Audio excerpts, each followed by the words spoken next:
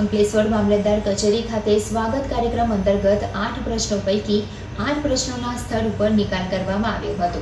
Road પરના દબાણ, road ખાડા, નર્મદા પૂર હોનારતમાં ખેતીના પાકને નુકસાન બાબત વળતર ચૂકવણીમાં ગેરરીતિ થઈ હોવાની ફરિયાદ પણ કરાઈ હતી.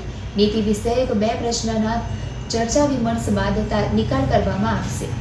અંકલેશ્વર મામલતદાર કચેરી ખાતે મામલતદાર કરણસિંહ રાજપૂતની અધ્યક્ષતા હેઠળ તાલુકા કક્ષાના સ્વાગત કાર્યક્રમનું આયોજન કરવામાં આવ્યું હતું, જેમાં 8 અરજીઓનો નિકાલ કરવામાં આવ્યો હતો. પ્રજાજનોના પડતર પ્રશ્નોના નિકાલ માટે રાજ્ય સરકાર દ્વારા સ્વાગત કાર્યક્રમ અમલમાં મૂકવામાં આવ્યો છે. તેના અંકલેશ્વર મામલતદાર કચેરી ખાતે તાલુકા કક્ષાનો સ્વાગત ફરિયાદ નિવારણ કાર્યક્રમ યોજાયો હતો. અરજદારોની ઉપસ્થિતિમાં 8 અરજદારોએ પોતાની ફરિયાદ રજૂ કરી હતી, જેમાં અધિકારીઓએ ફરિયાદને રૂબરૂ સાંભળ્યા બાદ 8 અરજીઓનો હકારાત્મક નિકાલ કરવામાં આવ્યો હતો.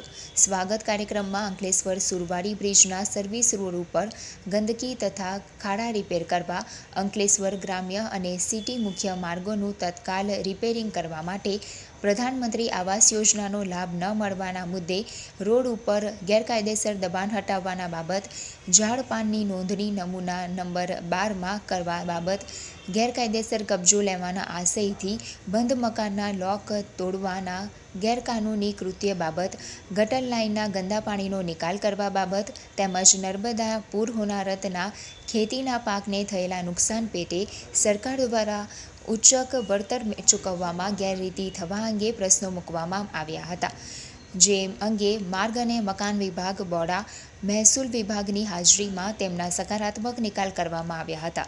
તો નીતિ વિષયક પ્રશ્નો બાબતે ટૂંકમાં ચર્ચા કરી નિરાકરણ કરવા હૈયાધારણા પણ આપવામાં આવી હતી.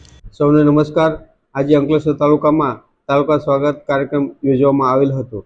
આ કાર્યક્રમમાં કુલ 8 અરજી મળેલ હતી.